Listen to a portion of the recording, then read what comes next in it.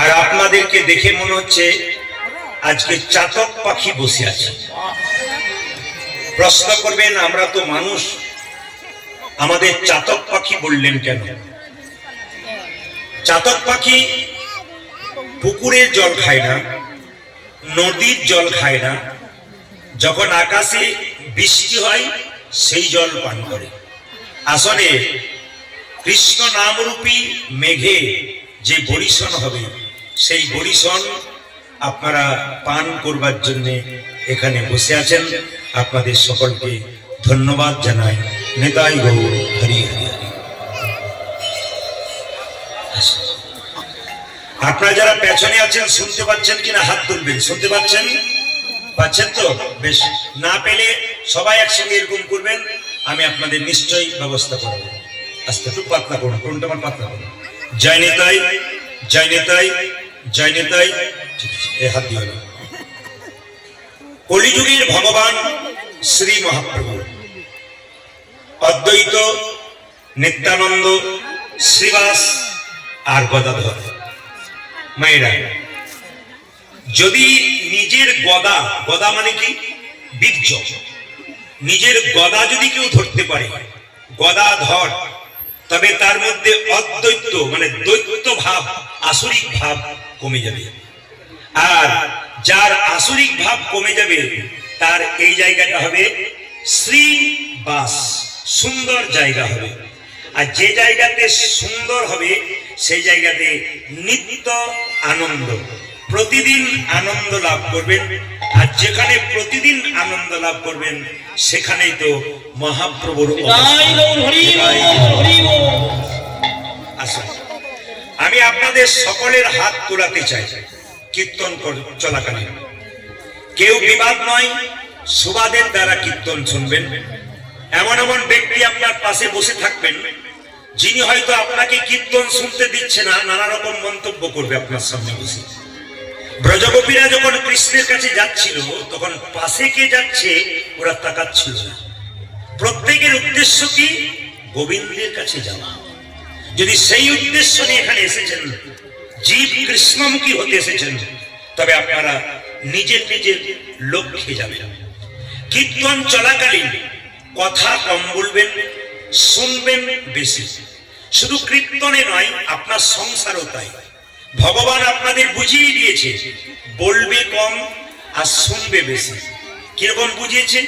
আমাদের দুটো কান আর একটি মুখ, তার মানে বলতে বেশি বলেছে না শুনতে বেশি বলেছে? জোরে বলবেন।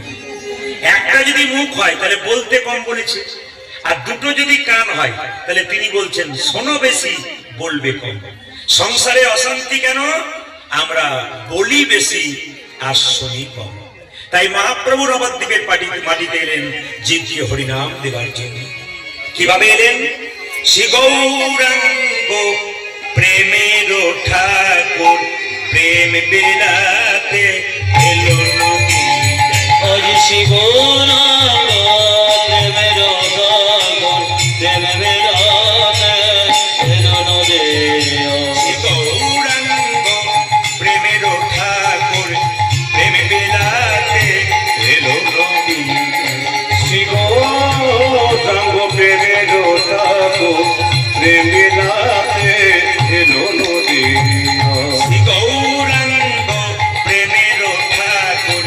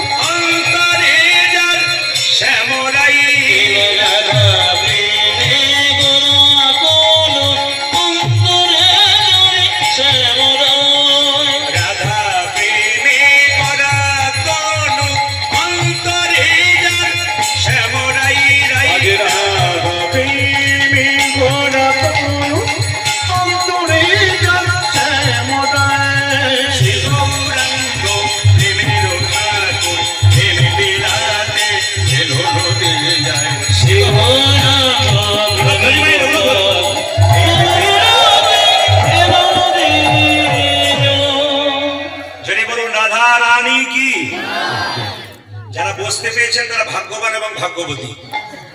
এখন রোডের দিকে তাকান, যেখান থেকে গেট সেখান থেকে মিছিল চলছে, মানে এরপরে এরা বসবে আর কি, মানে বসবার জায়গা পাবে কিনা কি কোনো গ্যারান্টি নেই। তবে ভোজবাড়িতে যারা আগে আসে তারা আগে তো পাতা পায় না, কি বলছেন? আপনারা আগে এসছেন, পেয়ে গেছেন, আর যারা আসছে তারা দূর থেকেই দেখবে। যাক, ঠিক আছে, গৌর গোবিন্দের কৃপা, আপনাদের আশীর্বাদ আমার মাথায় থাক। স্বয়ং মহাপ্রভু মায়েরা প্রত্যেকটি জীবের দ্বারে হরিনাম দেব। আচ্ছা, একটু বলবেন, মহাপ্রভুর ছবি আপনারা দেখেছেন? জোরে বলুন হ্যাঁ না। আচ্ছা, ছবিতে হাত নিচের দিকে থাকে না ওপর দিকে থাকে? একবার দেখানো যাবে? যার আছে তিনি দেখাবেন, যার নাই তার আস্তে আস্তে। তবে আমি আপনাদের বলতে চাই, কীর্তন যদি শুনবেন তাহলে ভক্তের পাশে বসে কীর্তন শুনবেন, আর প্রসাদ যখন পাবেন ভক্তের পাশে বসে প্রসাদ পাবেন। কেন? ভক্ত যখন কীর্তন শুনবে, আমি বলতে না বলতেই উনি হাত তুলে দেবেন, আর আপনি যদি তার পাশে বসে থাকেন ওনার হাত তোলা দেখে আপনিও তুলে দেবেন। আর যদি অভক্তের পাশে বসেন, উনি খালি রাস্তা খুঁজবেন কোন দিকে যাওয়া যায়, আপনারও মনে হবে ওর পেছন পেছন আমিও যাই। প্রসাদ যখন পাবেন তখন প্রসাদ পাওয়ার সময় যাত্রার পাশে বসে প্রসাদ পাবেন না, বৈষ্ণবের পাশে, ভক্তের পাশে প্রসাদ পাবেন। দেখবেন উনি প্রসাদটা নিয়ে টুক করে মুখে ভরে দেবেন না, উনি কপালে ঠেকিয়ে জনার্দন জনার্দন বলে প্রণাম করে তারপর প্রসাদটা পাবেন। প্রত্যেকটা জিনিসের একটা নিয়ম রীতি আছে, যদি আপনারা মানতে পারেন তবে জীবন সুন্দর হবে, মানতে না পারলে জীবন ক্ষতিগ্রস্ত হবে। কুরুক্ষেত্রের যুদ্ধ শুরু হবার আগে কৃষ্ণ 100 ভাইয়ের কাছে গিয়েছিল, পঞ্চপাণ্ডবকে 5টা গ্রাম দিয়ে দাও আর যুদ্ধ হবে না। জোরে বলুন হ্যাঁ না। বিচার করবেন আপনারা যারা কীর্তন শুনতে এসেছেন। কি বললাম? পঞ্চপাণ্ডবকে 5টা গ্রাম দিয়ে দাও আর যুদ্ধ হবে না। কিন্তু 100 ভাইয়ের দাদা দুর্যোধন বলেছিল, বিনা যুদ্ধে নাহি দিব সুচাক্র মেদি। তার মানে কি? যুদ্ধ ছাড়া ছুঁচের ডগাতে যে মাটি থাকে সেটুকু পর্যন্ত দেবো না, যুদ্ধ করেই দেব। ভগবান মনে মনে ভাবলেন তথাস্তু, এবার দেখ তোদের কি হয়। এই জন্য মায়েরা যে কোনো কাজ করবার আগে ভাবনা চিন্তা করে করবেন। মহাপ্রভু হাত দুটো তুলে আছেন, একজন ভক্ত জিজ্ঞেস করছে, ঠাকুর তুমি যে হাত দুটো তুলে আছো তোমার হাতে ব্যথা হয় না? বলে ব্যথা আবার হয় না, তবে নামাও। ভগবান মহাপ্রভু বলেন, আমি নামাবো কি করে? তোরা তুলছিস না তাই নামাচ্ছি না। একজন বলে, ঠাকুর এই দেখো তুলে দিলাম, এবার নামাও। বলছে তোরা তো তুললি, তোদের পেছনে যারা আছে আপনাদের বলি নেই। তার মানে কি? মহাপ্রভু বলেন, আমার হাত যদি তোলা না থাকে পরের জন্মে যারা জন্ম নেবে তারা হাত তুলবে না, তাই আমি জন্ম জন্মান্তর ধরে তাহলে মহাপ্রভু শুধুমাত্র আমাদের জন্য হাত তুলেছে তা নয়, ইতিপূর্বে যারা এসছে তাদের জন্য তুলেছে, এখন যারা এসছে তাদের জন্য তুলেছে, আগামীতে যারা আসবেন তাদের জন্য মহাপ্রভু হাত তুলে আছে। মায়েরা, হাত আমরা তুলি কখন? ও দাদা, আশ্রমে গান হচ্ছে, একটু জায়গা হবে, টোটো দাদা হাত তুললেন। আর হাত তুলবেন কখন? যখন কেউ জলে ডুবে যায়, উঠতে পারে না, তখন দেখবেন হাত এরকম করে। কেন? যদি কেউ দেখতে পায় তাহলে আমাকে বাঁচাতে পারে। আর হাত তুলেন কখন? যখন হাতের উপরে কোনো বোঝা নেই। তাহলে মহাপ্রভু কি জলে ডুবে গিয়েছিল? জোরে বলবেন, মুখে বলবেন, একটু হা না কিছু বলবেন। মহাপ্রভু কি জলে ডুবে গিয়েছিল? আচ্ছা, পুরুলিয়ার মানুষ আপনারা বলেন ভালো বাংলা বোঝে না, ওরা সব কি বলে আপনারা ভাবেন। কালকে পুরুলিয়াতে ছিলাম, এই যেমন ভক্ত দেখছেন তার চাইতে বেশি প্যান্ডেল খুলে দিতে হয়েছিল। এই সব জায়গাতে এটা হয়, শুধু আপনার এখানে নয়। তো ওখানের মানুষদেরকে জিজ্ঞেস করছি, ওরা দিব্যি হা না দিচ্ছেন, আর আপনারা এত বাংলা ভালো বলতে পারেন, হা না কিছু দেবেন। তবে এখানকার মায়েরা খুব চালাক, যদি ভুল হয় না বলাটাই ভালো, চুপ থাকাটাই চুপ থাকবেন না, ভুল হোক আর ঠিক হোক বলবেন। আচ্ছা, মহাপ্রভুর হাতে কি কোনো বোঝা ছিল? জোরে বলবেন বাবারা, ছিল? আপনারা বলছেন না ছিল না, কিন্তু তত্ত্ব বলছে ছিল। মানে কেন? আপনি যখন জন্ম নিয়েছেন আপনার দুটো চোখ হয়েছে, একটা ডান চোখ একটা বাম চোখ। গুরুদেবের কাছে মন্ত্র নিয়ে একটা চোখ হয়েছে, ওই চোখটার নাম হচ্ছে জ্ঞান চক্ষু। যেদিন থেকে আপনার জ্ঞান চক্ষু হয়েছে সেদিন মহাপ্রভুর ভাব আপনারা বুঝতে পারছেন। মহাপ্রভু হাত তুলে আছে, কারা কারা বুঝতে পারছে? বলছে এক ট্রাক বালিতে যদি এক হাত চিনি ছুড়ে দেওয়া যায় আর চিনি আর বালি যদি একসঙ্গে মিশিয়ে দেওয়া যায় তবে চিনিকে কি কেউ পারে চিনিতে এক ট্রাক বালিতে? উত্তর দেবেন। এক লড়ি বালি এক হাত চিনি ছুড়ে দিলাম, চিনি আর বালি যদি মিশিয়ে দিলাম, চিনিকে কি কেউ পারে চিনিতে এক ট্রাক বালিতে? বলছে কেউ পারুক আর না পারুক, পিপিলিকা পারে চিনিকে চিনিতে এক ট্রাক বালিতে। এই পিপিলিকার মতো যারা ভক্ত একমাত্র তারাই কিন্তু মহাপ্রভু ভাব বুঝতে পারে।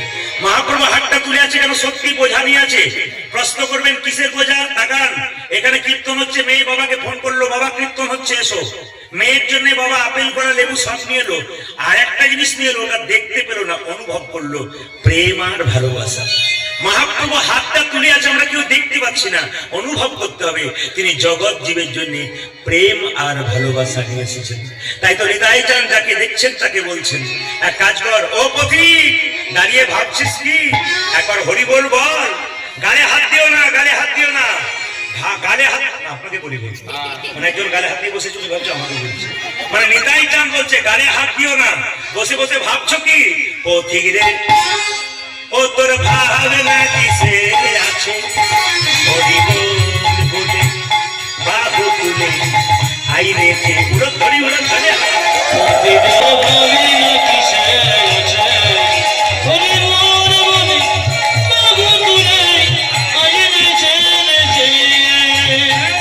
কি ভাবছো পথিক রে ও তোর ভাবনা কিসে আছে, হরি বল বাবু তুলে আইনে পথিক রে ও তোর ভাবনা কিসে আছে, হরি বল বলে বাবু তুলে আইনে।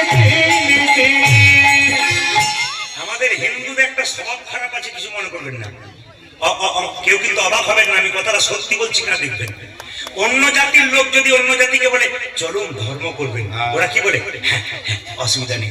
আর আমাদের যদি কাউকে বলে কীর্তন শুনতে চলুন, আপনি আপনার চরকায় তেল দিন, জ্ঞান দিতে আসবেন। এটা আমাদের মধ্যে আছে, মানে আপনাকে বেশি বললে আপনি বলবেন কি জ্ঞান দিতে আসবেন না, আপনি আপনার কাজ করুন, নিজের চরকায় তেল দিন।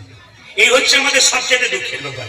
নিতাই চাঁদ নাম দিতে গেছে, একজন বলছে নিতাই চাঁদ যদি জোর করে হয়ে নাম দিলে তোমার বুকে লাথি মারবো।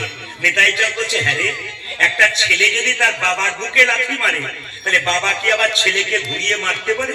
শিশু পুত্র মারলে লাথি দোষী হয় তার কাছে, শিশু পুত্র মারলে লাথি দোষের হয় তার কাছে, শিশু পুত্র মারলে লাথি দোষী হয় তার কাছে। ও দেখো শিশু পুত্র মারলে লাথি দোষের হয় পিতার কাছে। পথিক রে ও তোর ভাবনা কিসের আছে, হরি বল বলে